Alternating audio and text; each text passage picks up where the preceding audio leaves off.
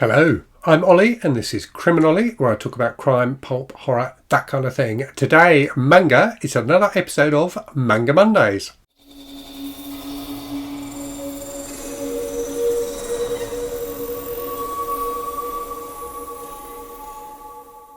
So before I start, spoiler warnings. There may be mild spoilers in this video for some of the titles I talk about.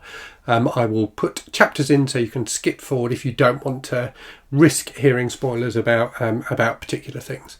I will try not to make any spoilers too egregious, but you never know what might slip out. So I've got 4 things to talk about today. So I'm going to talk about a Thai comic that was sent to me by the publisher called Manner of Death. And then I'm going to talk about Volume 2 of Monster, Volume 5 of Berserk, and Volume 5 of Attack on Titan. Now, the eagle-eyed amongst you may also be expecting me to be talking about Volume 2 of Vinland Saga. So originally when I set this up, I said I was going to be reading Vinland Saga, and I do every other week I'd be talking about Vinland Saga. I read the first volume of Vinland Saga on Kindle Unlimited and really enjoyed it. A really interesting and exciting kind of Viking tale. And I thought that all of it was on Kindle Unlimited. And I don't know if I just got that wrong or if it's changed, but when I went in to look over the weekend, only the first volume is on Kindle Unlimited, and I just can't afford at the moment to pay like £10 a pop to read more of it. So unfortunately I'm going to have to pause Vinland Saga. So for this week's episode I haven't got anything to take its place. What I might do though, so if you watched last week's one, I talked about the fact that Viz Publishing, Viz Media have an app, the Shonen Jump app, where you can read manga. One of the titles I read in my original manga vlog and really enjoyed was One Piece, which I decided I wasn't going to continue with just because it goes on forever and it would be very expensive. But all of One Piece is available in the Shonen Jump app, so I may start reading One Piece using that app. Anyway, let's talk about the stuff I've got to go through with you today. So let's start with Manner of Death. So this is one that was sent to me for review by the publisher. So it is a Thai manga based on a TV show, which I think was based on a novel, and it was a fun read. It's very different from the other stuff I'm reading, but I did quite enjoy it. It wasn't perfect by any means, but there was a lot to enjoy here, and it definitely kept me turning the pages. So it's a kind of very soap opera-y crime romance. So like I suppose there's romantic suspense, but with a real kind of soap opera type melodrama built into it, and with a gay relationship at the heart of it, which is good. So really interesting to read that in a comic. And when I think about my reading life, reading comic books, having grown up in the 80s reading comics, the idea of a gay relationship being at the centre of a comic was, you couldn't have dreamt of it back then. So great that we've come so far. So it's about a guy who's a coroner who is called into to a crime scene where this young woman has committed suicide, or apparently committed suicide, and he instantly thinks that she hasn't committed suicide, she's been murdered. And her ex-boyfriend, who's there at the scene, seems a bit shifty. And basically the story progresses with him, the coroner, investigating this suspicious death, and coming to terms with his own sexuality as well. So he's gay. He's recently split up from his girlfriend, and he's trying to figure out what he wants to do romantically with his life, and ends up becoming attracted to the ex-boyfriend of this dead woman. So there's a load of stuff going on here.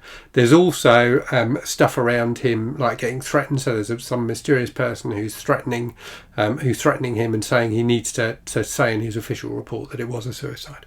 So it was a really interesting read, and it kept me reading, as I say. Loads of twists and turns as the plot progresses, and lots of kind of backstory built in about this character. And you do get, whilst this is only volume 1 and there's clearly going to be more of it, you do kind of get a bit of resolution in that you find out with this particular crime, what happened. It does leave it open. You know, there's a bit of a cliffhanger ending with other stuff, but you do get some kind of resolution for the central mystery in this first volume. So I enjoyed it. It's not perfect by any means, but it was a fun read and very different from anything else I've been reading, as I say. Moving on then, volume 2 of Monster.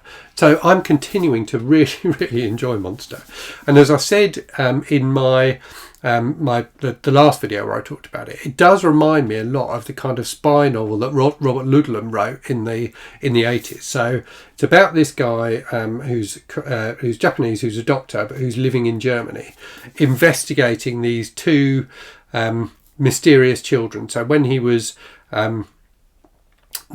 a younger doctor, there was this attack on a family, or an apparent family, and he healed the son who'd been shot. And subsequently, the son's kind of disappeared. It's like 9 years later, so the son and the daughter from this family who got attacked are both grown now.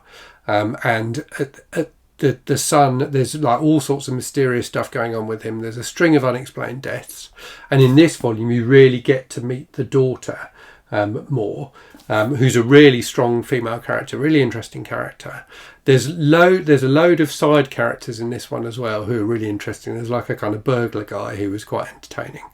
But it basically follows the Doctor as he's trying to piece together the bits and track down this guy who he thinks is responsible for these unexplained deaths. And in this one, the plot really develops in terms of him discovering this kind of neo-Nazi plot. But there's also just some great stuff. It feels a lot, in a way, like a TV series, like what was that, like The Fugitive or something like that, in that there are kind of little bits where he's just travelling around the country and he kind of meets people and ends up getting involved in their lives for a short period of time. And I really enjoyed that aspect of it. So yeah, still really enjoying this. There's also his ex-girlfriend or ex-fiance, who's like a really dodgy character, who keeps on cropping up in this one. So I'm definitely still really enjoying this and looking forward to continuing with it. And then we get to Berserk, which is the one that everyone seems to love. So I'm still really enjoying it. So I read volume 5, which contains the end of the Golden Age saga, which is one that people seem to really rate, which I did enjoy, which is about Guts, who's the hero, who's this swordsman. It's kind of about his I guess kind of adolescence and him travelling around with this other warrior called Griffin and Griffin's kind of band of mercenaries.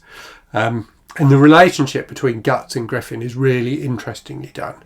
There's like a rivalry there, but also kind of an attraction as well, which is quite well done. So that the Golden Age saga I did enjoy. You then move into one called, I'm going to forget what it's called now, Nosferatu Zod, I think it was called, which is about this monstrous character who's a bit like a Minotaur or something like that, who Guts and Griffin have to fight. And that one went on for about kind of 4 or 5 episodes within this volume. And I felt like it's interesting, and it feels like it's building up to something else that's going to happen in the future. I can definitely see this Zod character coming back. But it felt very... It's just action. It's just like all action, and there's not a lot of depth to it. Whereas the Golden Age saga, that it felt like there was a lot of depth to, and there was a nice, just one episode or one issue kind of intervening story as well, which was quite nice as well. A bit more of a gentle pace, a bit more about the characters rather than their relationships with each other rather than action. But then this Nosferatu Zod thing is just pure action. It's basically just one long fight scene for about 5 issues, which was really engaging and gripping and exciting. But like I say, it didn't feel like it had a great deal of depth to it, albeit there is this kind of mysterious amulet thing that Griffin has, which Zod knows about for some reason. So that was quite interesting, and clearly that's going to play a part later on in the saga. So yeah, still enjoying it. And I think I'm not quite as in love with it as a lot of people are, but I do think it's decent and very entertaining, and very heavy as well. And then also read volume 5 of Attack on Titan, which again is a much beloved one, which I am enjoying, but I do think I prefer Monster to either Berserk or Attack on Titan, at the moment anyway. So Attack on Titan had a load more stuff about Eren and Eren's ability to control Titans, and started to introduce the concept that there are other people who can do that as well. There was also some fascinating and quite horrific stuff with a character who was like doing experiments on the Titans to try and figure out, you know, what makes them tick, which was just horrible, like really, really horrible. And you could kind of see why they're doing it, because of the terrible threat that the Titans are these huge giant humanoid figures who kind of roam around the land, you know, eating people basically. So you can see why they were doing it, but at the same time it was written with a definite sympathy for the plight of the Titans as well. So I thought that was quite interesting. And then you also are starting to get this notion, and I won't say what it is because I don't want to give too many spoilers, but of the origin of the Titans and what they actually might be, which is really, really interesting as well. So definitely interested to see how that's going to develop. So yeah, another really enjoyable reading week of manga for me. Enjoyed all the things I've been reading, and as I say, in replacement for Vinland Saga, I think I'll probably read something from the Shonen Jump app, and that may well be One Piece. But if there's something else you want to recommend from there, do let me know in the comments. So if it's available on the Shonen Jump app, you know, I'm happy to pay the subscription because it's only about £4 a month.